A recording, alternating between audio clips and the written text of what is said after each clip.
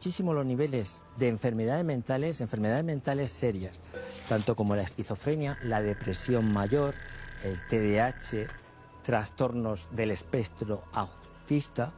Y luego otra cosa interesante es, ¿cuántas veces nos preguntamos por qué? Una sociedad que tiene mejores medios, que tiene mejores, digamos, modos de apoyo o más avanzada, están aumentando tanto el nivel de suicidios, que ya llega a ser la primera causa de muerte en gente joven. Y los trastornos de esquizofrenia que han aumentado muchísimo. Y a mí me sorprendió muchísimo, valga la redundancia, cuando hablamos de estudios científicos, tanto de base bioquímica, para ver cómo están esos elementos, como de base anatómica, funcional, de escáneres cerebrales, de cómo está afectando este cerebro secundario a un fenómeno que estamos sufriendo continuamente. Se trata de la contaminación ambiental. A mí me sorprendió cuando hice una búsqueda y me di cuenta que ya desde hacía bastantes años se daba un fenómeno muy curioso. Existían y existen papers, o sea, artículos en revistas de muy alto impacto, de muchísimo nivel, indicando que hay una relación directa entre lo que es la esquizofrenia o incluso la tendencia a depresión mayor o la de suicidio o TDAH con la contaminación que vemos, que notamos, que sufrimos. Y una contaminación sobre todo atmosférica del ambiente. ¿Esto qué significa? Pues que tiene una repercusión muy importante en la salud. Y como tú has comentado muy bien antes, no solo en la salud sistémica, sino también en la salud cerebral. Claro, y ahora iremos hablando del tema. Doctor, porque que hay inductores hormonales que afectan a, y lo estuvimos hablando en el tema de microplásticos, ¿sí? Esta cantidad de microplásticos que tomamos, que afectan a glándulas endocrinas, ¿no? O sea, hipotiroidismos que han aumentado muchísimo, enfermedades del páncreas, enfermedades, lo que llamamos endocrinos, incluso tumores testiculares. Sí, la contaminación de alguna manera, esas partículas afecta quedan al sistema, valga la redundancia, sistémica de todo el cuerpo. Y sabíamos que eso, de alguna manera, repercutía indirectamente en el cerebro. Pero los estudios que hay ahora, y de hace 4 o 5 años, hablan de otro tema más fuerte, si se puede decir así. Es que afectan directamente a las estructuras internas del cerebro. Afectan interiormente a lo que son las zonas de nuestra percepción, de nuestros sentimientos e incluso de nuestra afectividad. Estas sustancias que estamos respirando van directamente no solo al torrente sanguíneo y entran a las zonas cerebrales. Y cuando llegan al cerebro, llegan por una zona que digamos que es conexión directa. Y es muy bonito, porque los olores no pasan, como el resto de estímulos sensoriales, por una zona interna que se llama el tálamo. Esta estructura central del cerebro lo que hace es, de alguna manera, regular. Sí. Dice... el guardia de tráfico del cerebro. Ahí está, más o menos. Efectivamente, ¿qué combinas? O sea, tú ves una cosa, veo aquí este escenario tan bonito y digo, bueno, sí, pero me tengo que concentrar en esto. Ves un ruido aquí que puede haber de plató y dices, no, pero me tengo que concentrar en esto. Pero en el tema del olfatorio, efectivamente, no pasa por aquí.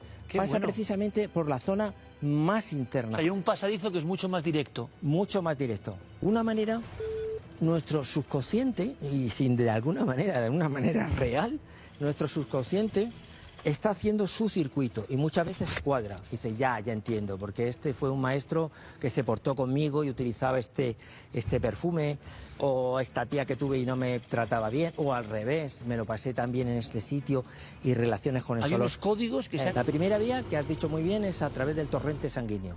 Tú aspiras algo, llega a los pulmones y esos pulmones van por la índice de capilaridad y llegan al torrente sanguíneo. Ese torrente sanguíneo te afecta a todos. Pero es que vaya... Aparte hay una cosa muy interesante. ¿Cómo nos sustraemos de esto? Cuando hablamos del cerebro, nos olvidamos muchas veces de que el cerebro no acaba aquí. El cerebro tiene prolongaciones muy importantes. Es el estómago, es el intestino, todo. Y eso sufre. Cuando uno le sienta mal algo, muchas veces es que no me apetece tomar alto, es que ese mismo intestino, esas mismas neuronas mandan señales generalmente al inconsciente y dices, es que no me va a sentar bien. Ojo, la segunda vía que también es muy interesante, es la que hemos enseñado aquí. toda esa vía venosa que afecta a la zona sistémica, también hay una parte que a zona cerebral. Fíjate qué interesante. Hay muchos pacientes que hemos tenido con COVID y con enfermedades, incluso con vacunas también hay que decirlo, o sea, que dan inflamación en el sistema hematoencefálico, que es lo que recubre. Y esas personas muchas veces no te dicen un síntoma claro. Me cuesta hacer las cosas, por la mañana me cuesta mucho levantarme. Ese botargue total. Efectivamente. Y eso es porque Eso está inflamada demostrado. esa zona. Hay indicios muy certeros que van hablando de esa inflamación de lo que se llama la sustancia blanca. La sustancia gris es las neuronas, la sustancia blanca es la que conecta, la mielina. Esa es la segunda vía. Y la tercera vía, que es la más interesante y más directa, es la que hemos dicho, a través de los nervios.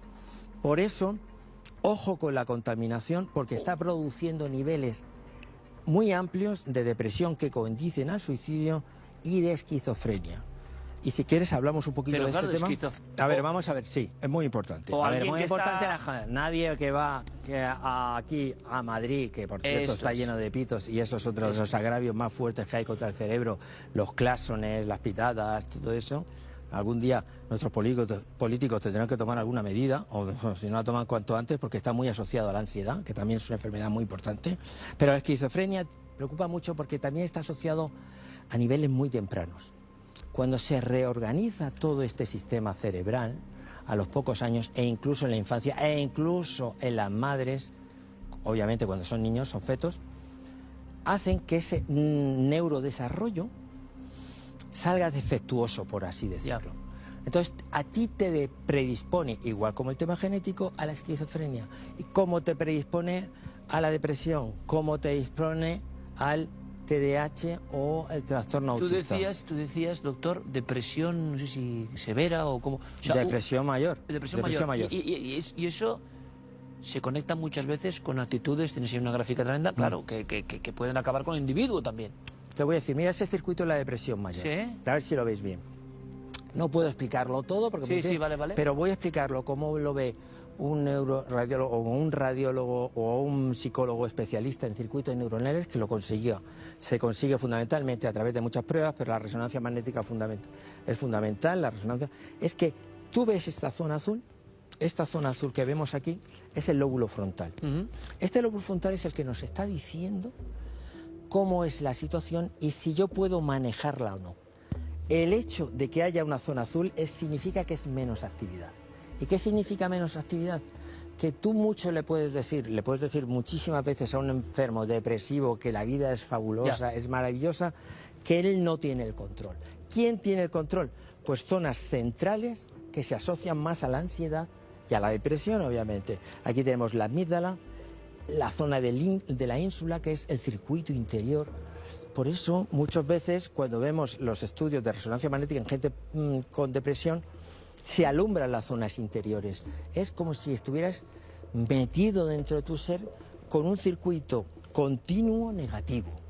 Continuo negativo. Y afectando a la amígdala. O sea, y no muchas tomas veces el control, el lóbulo frontal. El lóbulo frontal no toma el control y no deshace ese nudo. Ese nudo. Y tú estás continuamente muy con español, esas ideas, rumiando, ¿no? Todo el rato. Rumiando y aparte, fíjate esta línea roja en la zona de la amígdala, con focos de ansiedad. Muchas veces me ha dado ansiedad.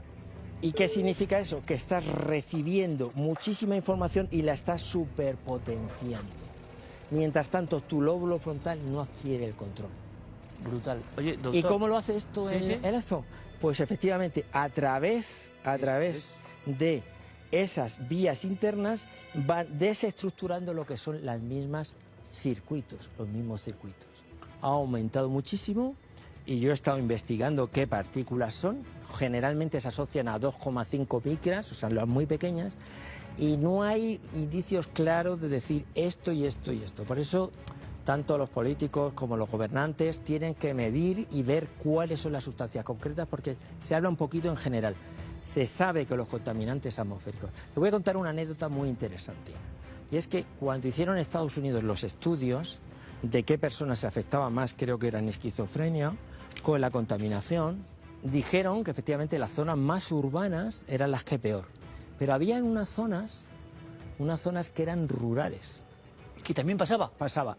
no solo pasaba, sino que eran aumento, tenían mayor capacidad o digamos mayor influencia. ¿Y cómo se supone Pues eso? ¿por qué se descubrió? Porque había pesticidas, había aviones que echaban pues sustancias para Claro, doctor, fuera. es decir, que ni los Entonces ahí del campo, entramos en un tema. claro, que ni los en del un campo tema. se salvan.